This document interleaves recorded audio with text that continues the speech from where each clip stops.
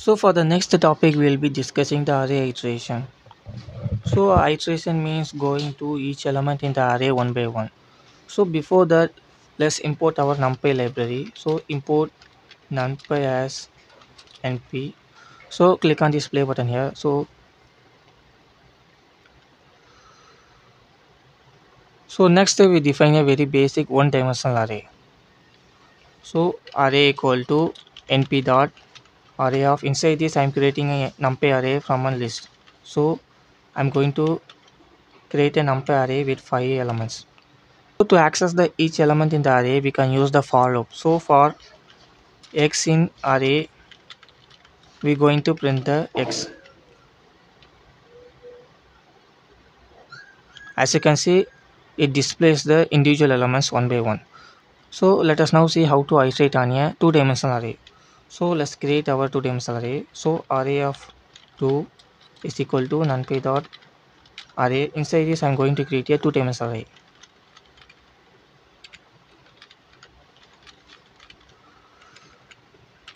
So for x in array 2, let's print our x here.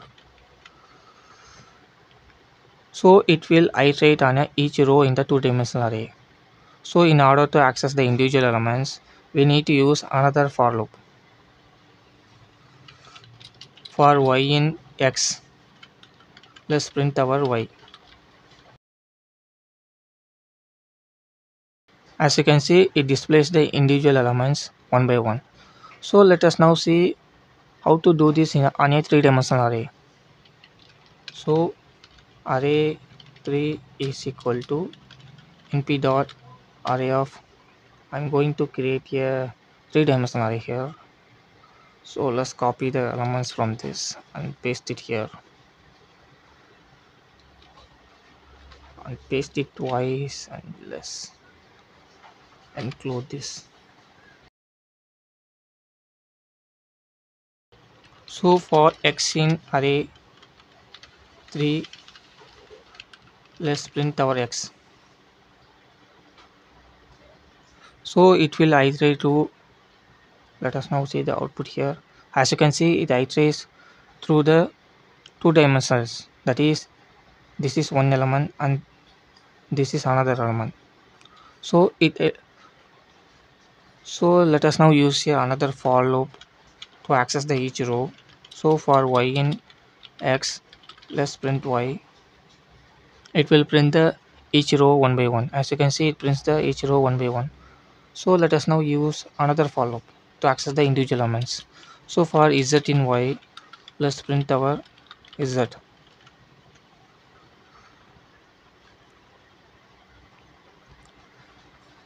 As you can see, it displays all the individual elements.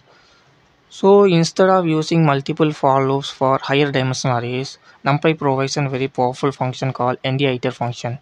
Using that function, so you can access the elements in higher dimensional arrays using a single for loop. So let us now see how to do that. So let's clear this.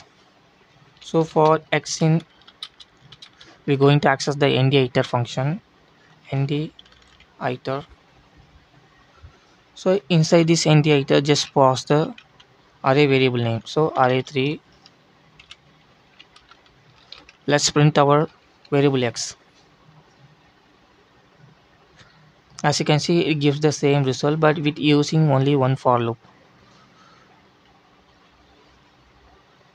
So we can also provide a custom step size here. So I need all the rows, and for the column I'm going to give the step size 2. As you can see, it gives all the values with the step size of 2. So nditer function is a very powerful function with which we can use on a higher dimensional arrays. So let us now move on to next topic. So next we will see is an important topic, that is copy of an array and view of an array. So the major difference between the two is that, so when we make a copy of an array, we are creating an entirely new array with its own data. So that means if we change the element in the original array, it won't affect the copy of the array. On the contrary, if I created the view of an array, it does not own the data, it is just a view. as the name suggests. So if I change any element in the original array, it will also affect the view of the array. I know this is confusing. So let us see an example to understand this further. As you can see, I have this array here and I am copying the array using the copy method and store it in the x variable. I am changing the first element to 42. So let us now see the original array as well as copy of the array. So if I run this, as you can see, the original array is only changed. The copy of the array is not get affected. But if I change this copy to view method,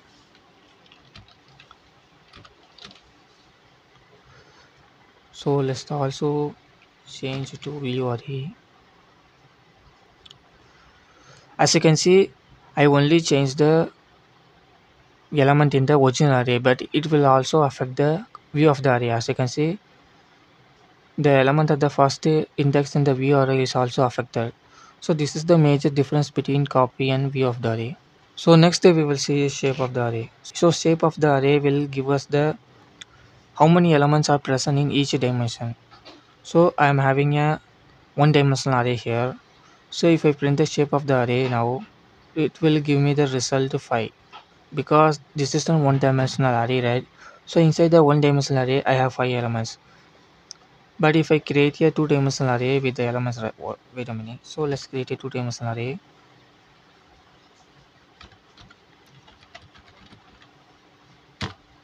Now if I print the shape of this two dimensional array,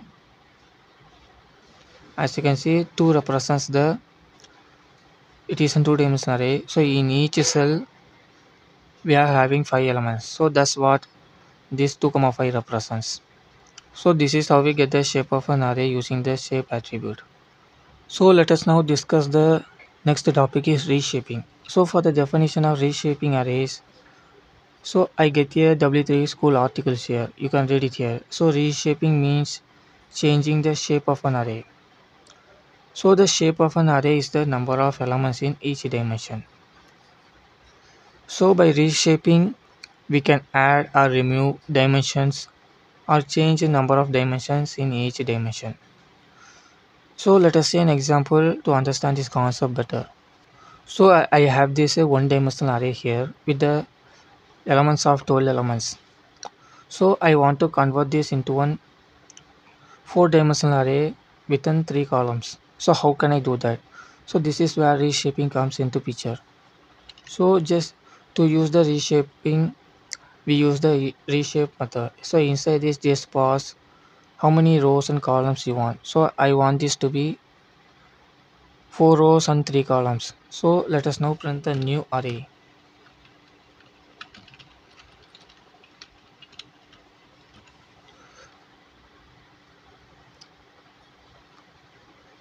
As you can see, we have converted this one dimensional array into one two dimensional array with 4 rows and 3 columns.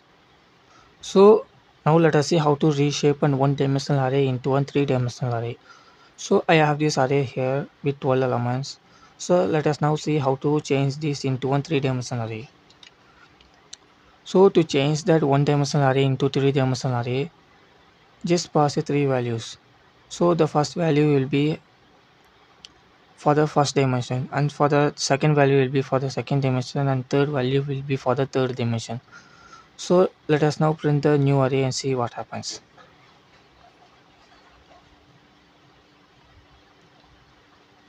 As you can see, this one dimensional array has been converted into one 3-dimensional array.